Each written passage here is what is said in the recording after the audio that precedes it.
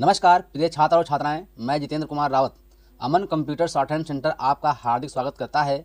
जो छात्र और छात्राएं सिंह प्रणाली शॉर्ट हैंड पूरी किताब पढ़ चुके हैं और उस किताब के मैटर की भी शॉर्ट हैंड डिक्टेशन स्पीड बना चुके हैं और उन्हें अधिक शॉर्ट हैंड डिक्टेशन स्पीड बनानी है तो संपर्क करें, क्योंकि हमने रामधारी गुप्ता की किताब में से 203 पेज डिक्टेशन के लिए हैं, जो प्रत्येक पेज में 400 शब्द हैं, जिनका डिक्टेशन 60, 80, 100 व 120 शब्द प्रति मिनट की स्पीड से 400 व 800 शब्दों पर दिया गया है। जो छात्र व छात्राएं विधिवत रूप से इन मैटरों का होमवर्क करके व्हाट्सएप पर चेक करा के अपनी शॉर्ट हैंड डिक्टेशन स्पीड बढ़ाना चाहते हैं या आउटलाइन प्राप्त करना चाहते हैं या शॉर्ट हैंड पढ़ना चाहते हैं तो संपर्क करें। Mobile number 91 98 94 39 41। दूसरा है 700 790 52 75। अतः संपूर्ण पढ़ाई व्हाट्सएप पर वीडियो के माध्यम से कराया जाएगा। धन्यवाद। अध्यक्ष जी, जिस समय पाकिस्तान ने भारत पर हमला किया था उस समय उन्होंने देश की रक्षा के लिए महत्वपूर्ण कार्य किया था। इसके साथ ही मैं मंत्री महोदय को यह भी स्मरण दिलाना चाहता हूं कि शायद उन्होंने इस पर ध्यान नहीं दिया कि इस बार जो राष्ट्रीय पुरस्कार मिले हैं उनमें रेलवे प्रशासन को केवल 2 ही प्राप्त हुए हैं, जबकि मैं ऐसा मानता हूं कि हमारी सेना के बाद अगर किसी ने युद्ध काल में सराहनीय कार्य किया है तो वो रेलवे प्रशासन अथवा रेलवे कर्मचारी और अधिकारी हैं। इसके लिए उनके मनोबल को बनाए रखने के लिए और उनको प्रोत्साहित करने के लिए रेल मंत्री को इस बात पर भी ध्यान रखना चाहिए और इसका प्रयास करना चाहिए कि जो भी इस तरह के प्रोत्साहन मिले उनमें रेलवे का विशेष ध्यान रखा जाए।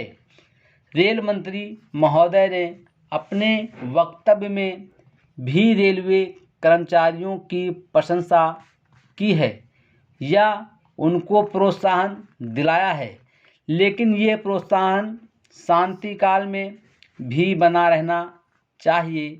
रेलवे ने युद्ध काल में जो काम किया वह देश की रक्षा का महान उद्देश्य था, लेकिन उसके बाद देश के निर्माण में या गरीबी मिटाने के लिए जो युद्ध होता है उसमें भी प्रत्येक रेलवे कर्मचारी का मनोबल उसी तरीके से बना रहे, इसके लिए भी रेल मंत्री महोदय को कुछ कदम उठाने की आवश्यकता है। मैं ऐसा मानता हूं कि वो किसी भी तरीके से करें, उनका तरीका कुछ भी हो, लेकिन उनको यह करना चाहिए कि जितने भी रेलवे कर्मचारी हैं, जो भी रेलवे का मुनाफा हो उसमें वो साझेदार हों।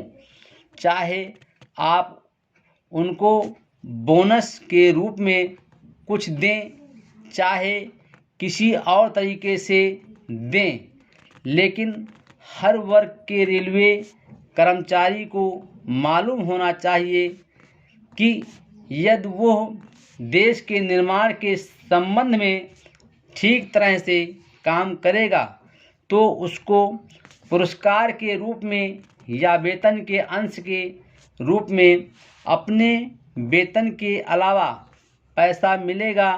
इसी प्रकार इस संबंध में मैं एक और सुझाव देना चाहता हूं। स्वतंत्रता के बाद रेल प्रशासन भारत सरकार का प्रशासन हो गया, लेकिन ये लोकसभा एक विशेष उद्देश्य को लेकर चुनी गई है।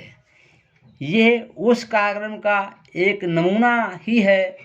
गांधी जी ने जीवन के सभी पहलुओं पर प्रकाश डाला था। धन को स्वयं से व्यय करने के हक में थे। Full stop.